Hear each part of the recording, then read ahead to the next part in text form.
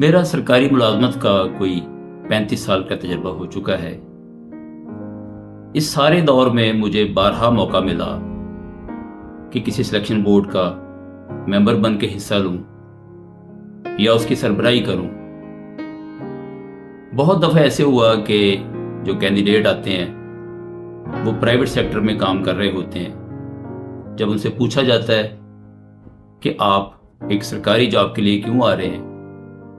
تو عام طور پر جو جواب دیتے ہیں وہ تو اچھا سمجھ میں آنے والا جواب ہے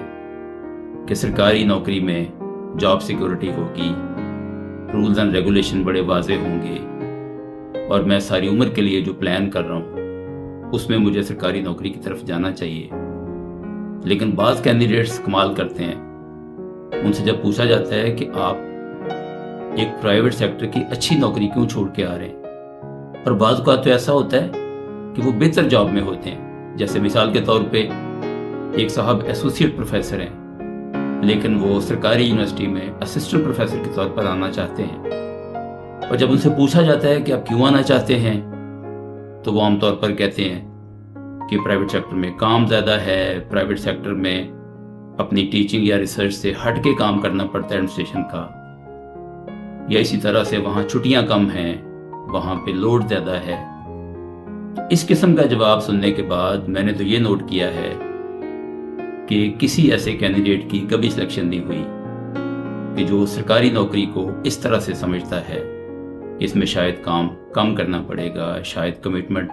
کم دینی پڑے گی، شاید وقت کم دینا پڑے گا۔ تو اس سے ہمیں سبق کیا حاصل ہوتا ہے؟ سبق یہ حاصل ہوتا ہے کہ نوکری سرکاری ہو یا پرائیویٹ، اس کو پوری کمٹمنٹ کے ساتھ کرنا چاہیے، اور اس کے ساتھ ساتھ ہمیں یہ بھی سیکھنے کی ضرورت ہے کہ دنیا بھر میں جو پبلک سیکٹر کی جابز ہیں وہ کیسے ناکامی کا شکار ہو رہی ہیں۔ صرف ورکرز کی وجہ سے اور ان کے کام نہ کرنے کے رویے کی وجہ سے پورے کا پورا جو پبلک سیکٹر ہے وہ کلیپس کرنے جا رہا ہے۔ پاکستان کے بہت سارے محکمے اس کی زندہ مثال ہیں کہ ورکرز کے کام نہ کرنے کی وجہ سے ان کو پرائیویٹائز کیا جا رہا ہے، وہ زبردست خسارے کا شکار ہیں،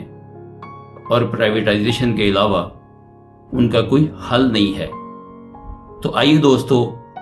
ہم اپنے ساتھ یہ کمٹمنٹ کریں کہ ہم اگر سرکاری نوکری میں بھی ہیں تو ہم